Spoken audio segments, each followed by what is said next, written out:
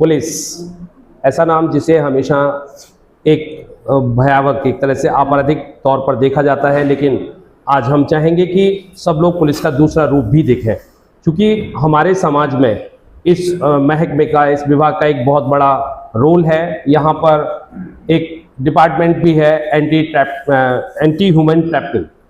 ये विभाग पूरी तरह से काम करती है और अपने पूरे कार्यों को सामाजिकता पर ले जाने के लिए कार्यरत रहती है। मैं कुलदीप शुक्ला, INA 24/7 न्यूज़ के लिए मैं अभी आपके साथ विपिन कुमार जी हैं और ये इस पूरे विभाग को देखते हैं। तो विपिन जी, ये जो विभाग है और जिसके कार्य करने का तरीका है, तो वो किस तरह कार्य करता है? ये लगभग सभी जनपदों में एक थाना बनाया गया है एंटी ह्यूमन ट्रैफिकिंग के नाम से। पहले ये यूनिट था, अब इसे थाना का दर्जा दे दिया गया है। जिले के जो हमारे कप्तान साहब हैं, उनके द्वारा यहाँ पर एक प्रभारी नियुक्त किया जाता है और सपोर्टिंग स्टाफ नियुक्त किया जाता है। तो जितने भी सामाजिक कार्य हैं उनमें से बहुत सारे मुख्य हैं, जैसे आपने नाम सुना ही होगा एंटी ह्यूमन ट्रैफिकिंग। इससे ही समझ में आ रहा होगा कि हमारा कार्य किस तरीके का है जी।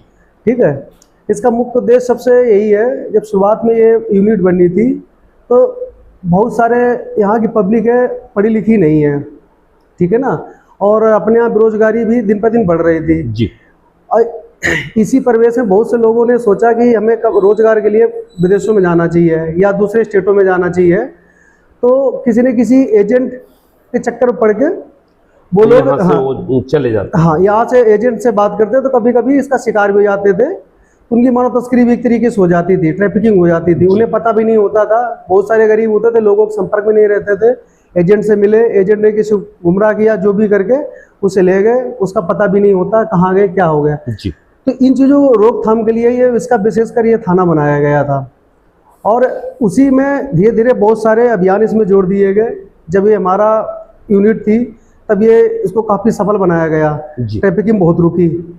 अब उसी में बहुत सारे अभियान जोड़ दिए गए, जैसे एक मुख्यतः हमारा बाल श्रम उन्मूलन करके है, बाल भिक्षावृत्ति उन्मूलन करके है, एक बाल विवाह पुरानी तरफ से चला। ये लगभग बहुत सारे, एक नशा के प्रति भी हम लोगों को चलता रहता है, अभी चल भी रहे हैं बहुत सारे अभियान।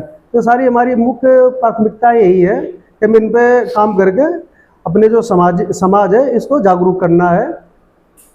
जैसे ये नशा मुक्ति अभियान जैसे कहा कि इसका एक हिस्सा है, तो सरकार इस बारे में बहुत सीरियस है, एक तरह से इस पर काम करना चाहती है।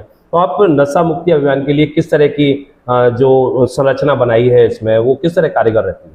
हमारा मुख्य उद्देश्य यही है कि हम जिस समाज में रह रहे हैं जी, हमारा समाज ऐसी दिशा में जाए जहां हमारा जो आने वाला भविष्य है, खासकर हमारे जो छोटे बच्चे हैं, जो नवयुवक हैं, ये अगर नशे से दूर रहेंगे, ठीक है, तो हमारा समाज आने वाला बहुत अच्छा होगा। बिल्कुल, क्योंकि लगभग सभी को पता है नशा अच्छी चीज़ नहीं है, सभी लोग लगभग जानते हैं, लेकिन उसे हमें किस तरीके से बच्चों को समझाना चाहिए, समाज को जागरूक करना चाहिए, हमें कैसे अपना वो रखना चाहिए, सारी चीज़ें हम लोगों को लगभग सभी, सरकार भी समय समय पर जागरूक करती रहती है। हमारा वही काम है, जो लोग कुछ लोग रास्ते भटक जाते हैं, इनको नहीं पता है, पता करके उनको समझाते हैं। अगर ज़्यादा कोई नशे का आदी होता है तो बहुत सारे अपने इस तरीके के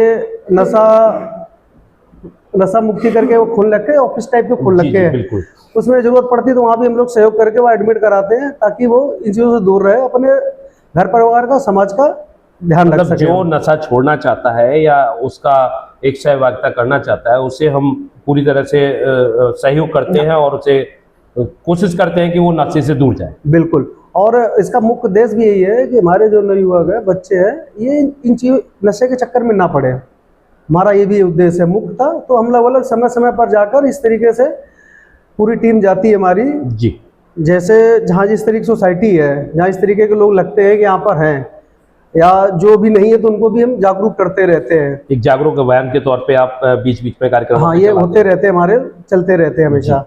जैसे आपने इसमें बताया कि बाल श्रम जो है वो भी एक इसका हिस्सा है, क्योंकि मैं इस विभाग को थोड़ा सा जानता हूँ कि पहले मैंने देखा था आज की पोजीशन और पहले की पोजीशन, जैसा आपने कहा कि आज पूरी तरह से दोबारा से क्रियान्वित किया है इस विभाग को। एक टाइम था जब बाल श्रम के लिए या बाल उन्मूलन के लिए जो बच्चे भीख मांग रहे होते थे या जो बच्चे कहीं पे बैठे होते थे और जिनके माँ बाप नहीं होते थे, उनको पुलिस ना एक पहले बाल सुधार गृह बना रखा था जी। और वो उस समय सुधार गृह इतने अच्छे कारगर थे कि उनकी जो बच्चों की संख्या थी वो 1000 टू अबव, मतलब जो उनकी स्ट्रेंथ रखने की क्षमता हुआ करती थी बाल सुधार गृह की, वो उससे ज़्यादा होते थे। लेकिन वो दिन ब दिन देखा गया कि वो संख्या घटती रही और आज वो संख्या मुझे लगता है 80 से 90 रह गई है। इस फिरोजाबाद की बात करूं मैं, जी जी। क्योंकि मैं इस विभाग को पूरी तरह जानता भी हूं, तो एक टाइम में 1000 टू 1500 तक ये रहते थे। तो इनमें हम लोगों की कार्य करने की क्षमता कम हुई है या हमें सामाजिक सहयोग कम मिलने की वजह से वहां पर सुधार में जाने वालों के बच्चों की जो संख्या है वो कम हुई है? किस तरह है इसका? आप जैसा आप सभी जानते हैं कि फिरोजाबाद एक कांच नगरी के नाम से फेमस है और ये कांच उद्योग जो ना बहुत मध्यम स्तर का उद्योग है। इसमें लगभग मेरा जो मैंने देखा है और सुना है लोगों से, लगभग लोग यहाँ पर इसी पे आश्रित है, दूसरा कोई रोजगार नहीं है। बहुत से ऐसे लोग भी हैं जो अपना लेके घर में बच्चों के साथ भी करते हैं, लेकिन वो उस तरीके के नहीं करते हैं, अपने माता पिता के साथ सहयोग के तौर पे करते हैं। लेकिन कुछ ऐसे भी माता पिता हैं बच्चों के सिम लगा रखे हैं, उनको पढ़ाते भी नहीं है, लिखाते भी नहीं है, तो वो उनका भविष्य बर्बाद हो रहा है। तो हमें इसी स्थिति में, बहुत से गरीब लोग हैं तो हम समझते हैं चीज़ों को, लेकिन हमारा यही काम है कि उन्हें जागरूक करना, इनका हमें भविष्य नहीं मानना है। मतलब उन माता पिता को जाके समझाना है, उन्हें जागरूक करना है। अगर माता पिता ये चीज़ करा रहे हैं तो उन्हें हम हिदायत भी देते हैं और उनको समझाते भी है कि अभी इनका टाइम है पढ़ने लिखने का, इनसे ये काम मत कराइए, आप करिए। सहयोग अलग वाली बात अलग है, कभी कभार कोई मामला फंस गया अलग, लेकिन हमारा उद्देश्य यही है कि बच्चों का भविष्य बनाना। नहीं, जैसे आपके विभाग में मैंने सुना है और आपने भी थोड़ा सा बताया कि मुझे, जिन बच्चों के माता पिता नहीं होते हैं तो उन बच्चों को, या कहें कि उन अनाथ जो लोग हैं, असहाय जो बच्चे हैं, उनके लिए कोई अभियान या कोई ऐसा प्रोग्राम है? हाँ, हमारे यहाँ सुप्रीम कोर्ट की गाइडलाइन के हिसाब से हमारे यहाँ अभियान भी चल रहा है, उसका नाम है साथी अभियान जी। उसके तहत लगभग पूरे जिले में ही बहुत सारे ऐसे बच्चे हमने चिन्हित भी किए हैं और किए भी जा रहे हैं जिनके माता पिता नहीं हैं, या तो ऐसे भी है जिनका परिवार ही नहीं है जो पूरी तरीके से अनाथ हो। कुछ ऐसे भी जिनके माता पिता खत्म हो गए लेकिन अनाथ हो गए हैं, लेकिन कहीं ना कहीं परिवार को सपोर्ट भी हो सकता है, चाचा हो सकते हैं, ताऊ हो सकते हैं, दादा दादी हो सकते हैं, मामा मामी, ये सारे लोग ऐसे हो सकते हैं जो सपोर्ट करते हैं, लेकिन ज़्यादातर ऐसी स्थितियों में बहुत कम लोग सपोर्ट करते हैं। तो हमारा उद्देश्य ऐसे बच्चों को चिन्हित करके साथी अभियान के तहत उन्हें, अगर उनका कोई भी डॉक्यूमेंट से नहीं बना है वो बनवाना जी, ठीक है, उनको स्कूल में एडमिशन कराना, मतलब थोड़ा शिक्षित करना, एजुकेशन। हाँ, अगर उनके पास आवास वगैरह रहने की व्यवस्था नहीं तो आवासित का भी करवाना है।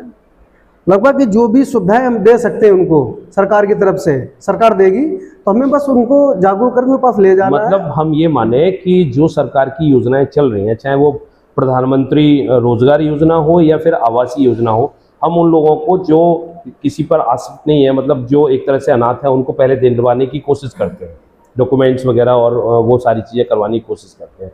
तो ये जो आपने कहा अभी कि हम लोग जो काम करते हैं वो इस पर भी करते हैं कि बाल विवाह रोकने की। वैसे तो राजा राम मोहन राय को इसका जनक कहा जाता है कि उन्होंने बाल विवाह के लिए जो एक अभियान छेड़ा था, और आज शायद उसी की वजह से बाल विवाह जो है वो लगभग खत्म हो गया है, कुछ हद तक है, लेकिन सामाजिक तौर पे आज भी काम कर रहा है। तो आप किस तरह समझाते हैं लोग?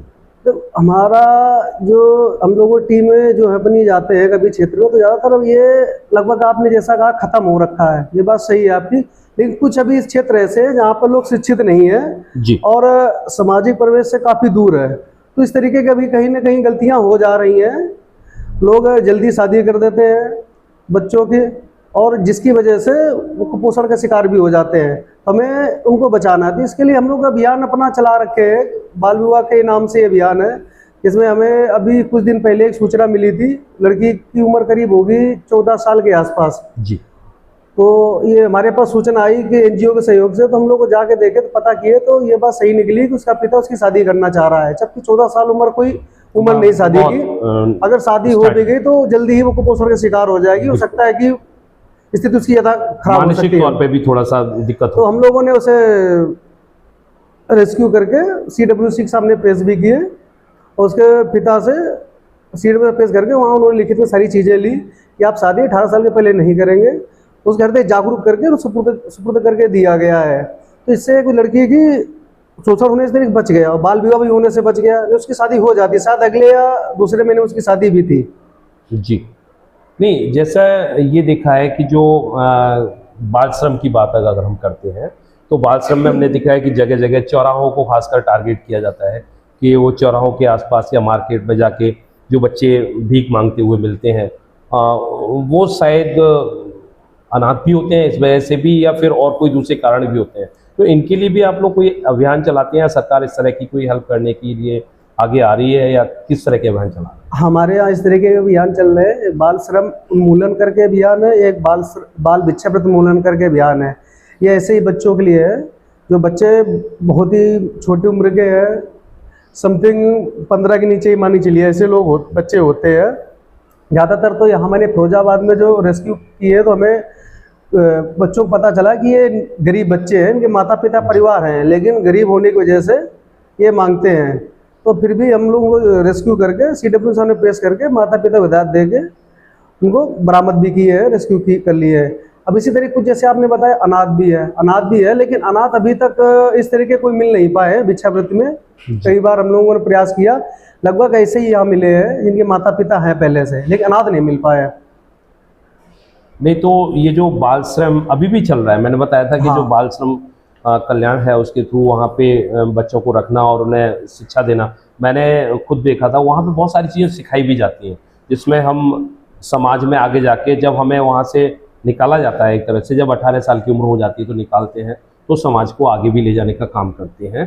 तो पहले जो रेलवे स्टेशन पे इस तरह का अभियान चलता था और ये आज भी कारगर हैं, आज चल रहे हैं या नहीं चल रहे हैं? बिल्कुल, जैसे सभी जो फैक्ट्रियाँ हैं हमारी जी, और ढाबे हो गए, रेलवे स्टेशन हो गए, बस स्टैंड हो गए, इस तरीके के ऐसे जो भी संस्थान हैं जहाँ पर छोटे बच्चे काम कर सकते हैं, तो लगभग इन सभी जगहों पर हम लोग छापा मारते हैं। सहयोग जो भी हमारे सहयोग NGO हो गए, बाल श्रम विभाग हो गए, श्रम विभाग हो गया, और भी कई सारे विभाग हैं जिसमें हमारा सहयोग करते हैं, DPO हो गया, बहुत सारे विभाग। तो ऐसे हमारे काफ़ी लोग आए दिन हमारा अभियान चलता रहता है। अभी रामगढ़ में कुछ दिन पहले ही बिहार में कुछ बच्चे रेस्क्यू किए गए थे, जिसमें मुकदमा भी लिखाया गया था, और वो सारे बच्चे लगभग 11 बच्चे थे और बिहार के ही थे। उनके माता पिता ने सब वहीं रहते थे, कुल मिला के वहाँ से किसी तरीके से कॉन्टेक्ट बेस पे यहाँ पर लेकर आए थे। तो इस तरीके हमारे अभियान चलते रहते हैं लगभग। जब समाज में जैसे लोग हैं उन्हें इस तरह की दिखता है कि कहीं पे बाल विवाह हो रहा है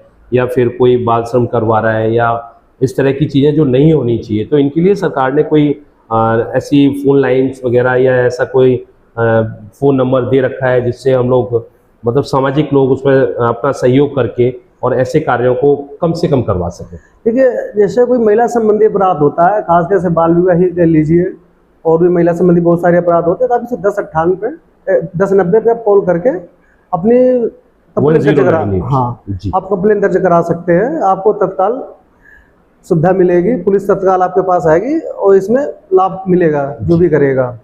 इसी तरीके से बच्चों जैसा संबंधित कोई मामला है, 1098 पे हम कॉल करके उन्हें सुविधा हम देते हैं। तत्काल पुलिस जाती है, 1098, हाँ, 112 वाली पुलिस जो होती है वो जाती है, और हमारी जो लोकल क्षेत्रीय पुलिस है वो भी जाती है।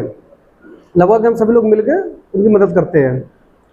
मतलब ये है कि अब पुलिस अपना जो उसका मुख्य काम माना जाता था उससे हटके सामाजिकता में जुड़ के आगे ऐसे काम करने की कोशिश कर रही है जो समाज को एक नई दिशा देने का काम करेंगे। हाँ, ये हमारी राज्य सरकार का ही सारे ये अभियान है, उन्हीं के तहत ये थाना स्थापित किया गया है। तो इस थाने के स्थापित करने का ही मुख्य उद्देश्य है कि हमें समाज को जागरूक करना है। बहुत सारे ऐसे समाज में जो समस्याएं हैं जिनको दूर करने के लिए मुख्य आपको भी मैंने बता ही दिया है, इसमें विशेष काम चल रहा है। हो सकता है सरकार हमारी और भी इस तरीके कोई अभियान लाए जिससे समाज को लाभ हो सके।